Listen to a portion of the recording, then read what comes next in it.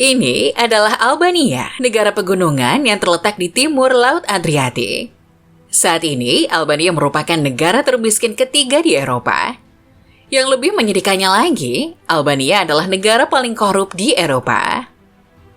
Namun kesialan Albania saat ini masih lebih baik daripada 40 tahun yang lalu.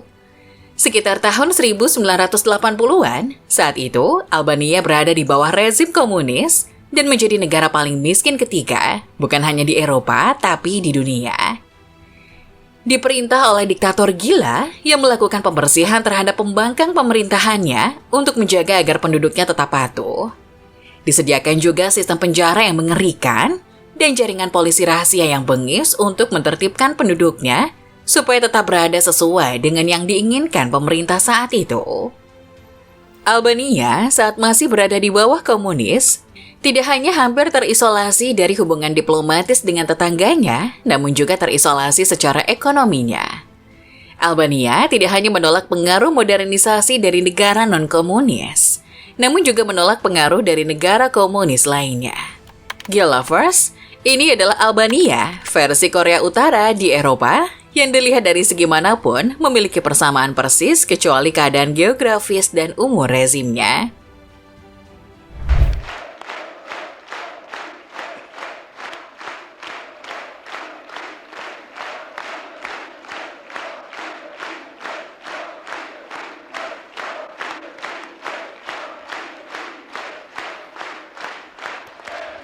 Negara kecil Albania di selatan semenanjung Balkan pernah berada di bawah Kekaisaran Ottoman.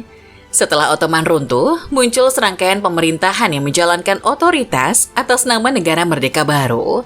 Seperti Ahmet Zogoli, salah satu kepala suku terpenting Albania, mendeklarasikan dirinya sebagai Zog pertama, Raja Albania pada tahun 1928. Di bawah Zog pertama, Albania hanya berumur sampai tahun 1939 setelah invasi Italia ke Albania saat Perang Dunia Kedua dimulai.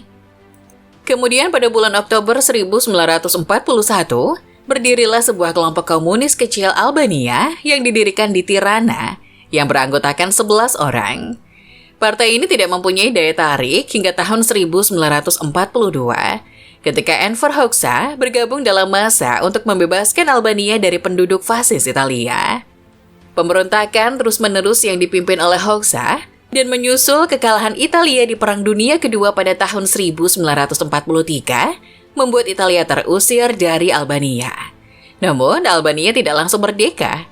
Pendudukan Italia digantikan oleh Nazi Jerman sampai akhir Perang Dunia Kedua tahun 1945. Selama pendudukan Nazi Jerman, gerakan perlawanan Albania yang dikenal sebagai Partai Buruh Albania yang dipimpin oleh Enver Hoxha bekerja sama dengan pasukan sekutu Uni Soviet untuk mengusir Jerman. Akhirnya setelah pasukan Jerman mundur, Enver Hoxha berhasil mendirikan pemerintahan baru di Albania.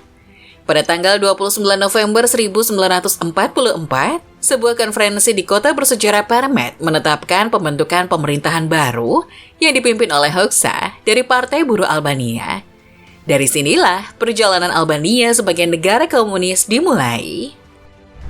Di bawah kepemimpinan Enver Hoxha, Partai Komunis yang baru berkuasa langsung memperkuat posisinya dengan mengendalikan seluruh lembaga pemerintahan.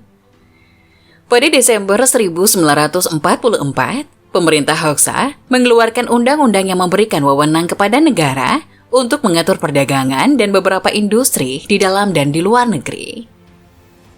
Undang-undang tersebut juga mencakup sanksi terhadap penyitaan properti milik saingan politik yang diasingkan dan dianggap sebagai musuh rakyat. Kemudian pada bulan Januari 1945, pengadilan khusus dibentuk di Tirana di bawah Menteri Dalam Negeri yang baru, Koci Sokse. Pengadilan ini seharusnya memfasilitasi penuntutan terhadap penjahat perang, namun malah digunakan untuk menindas terhadap penentang rezim Hoxha.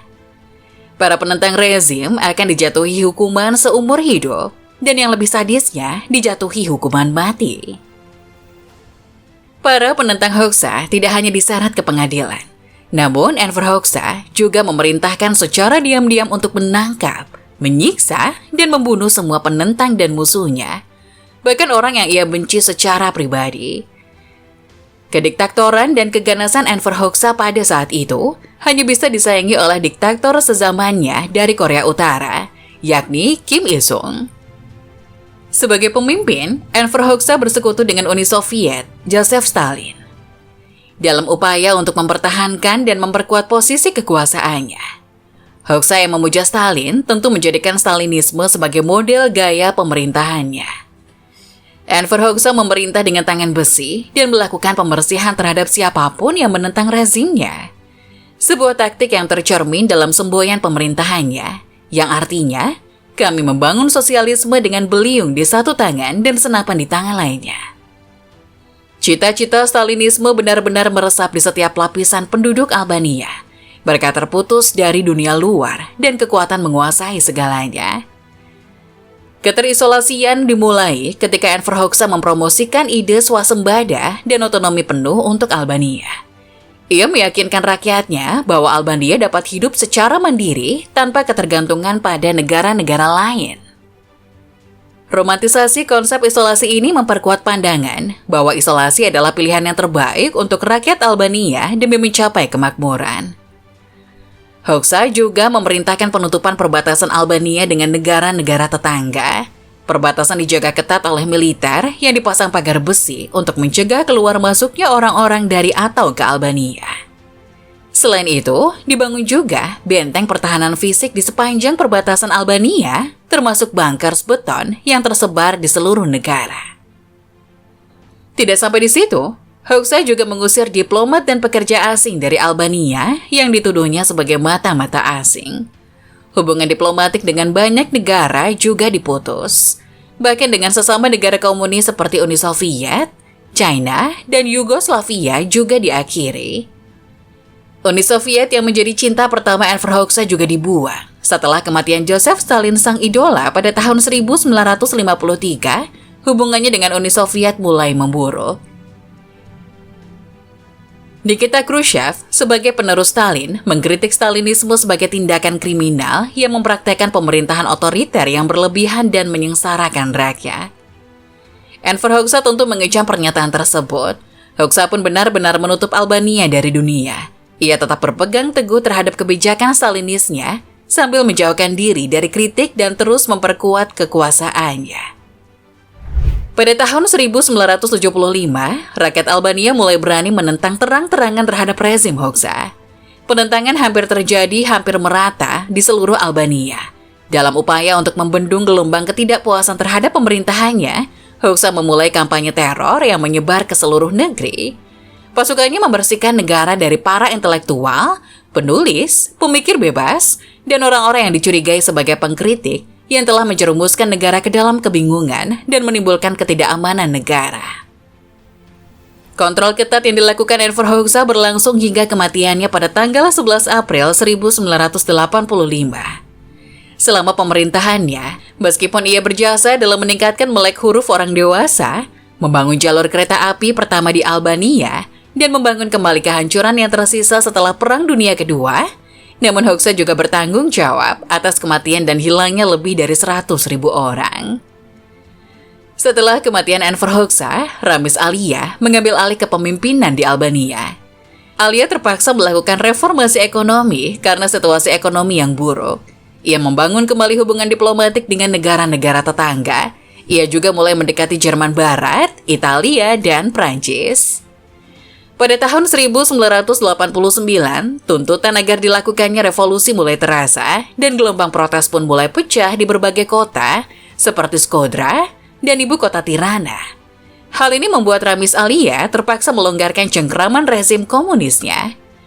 Pada tahun 1990, akhirnya pemerintah memberikan kebebasan kepada warga Albania untuk bepergian ke luar negeri setelah sekian lama diisolasi. Semakin besarnya tuntutan rakyat Albania menuju kebebasan, akhirnya pada tahun 1991, Alia mengumumkan bahwa Partai Buruh melepaskan haknya untuk memerintah, sehingga memungkinkan pembentukan partai-partai lain dan dilaksanakannya pemilihan umum yang bebas untuk pertama kalinya, sekaligus menandai runtuhnya pemerintahan komunis setelah hampir 50 tahun mengakar di Albania. Runtuhnya pemerintahan komunis di Albania bukan berarti negara ini bisa segera merasakan kemakmuran. Ekonomi yang sudah terlanjur ambruk parah pada era komunis, ditambah pemerintahan penerusnya yang korup, membuat Albania masih terseok-seok di lembah kemiskinan. Meskipun secara peringkat dunia, Albania menempati peringkat 90 sebagai negara termiskin di dunia dari 177 negara. Namun di Eropa, Albania kalah jauh dan menjadi nomor 3 yang paling miskin. Setidaknya meskipun miskin, rakyat Albania saat ini tidak hidup dalam keterisolasian dan ketakutan akan teror pembunuhan dari pemerintahannya, seperti yang terjadi dahulu ketika masih berada di bawah rezim komunis.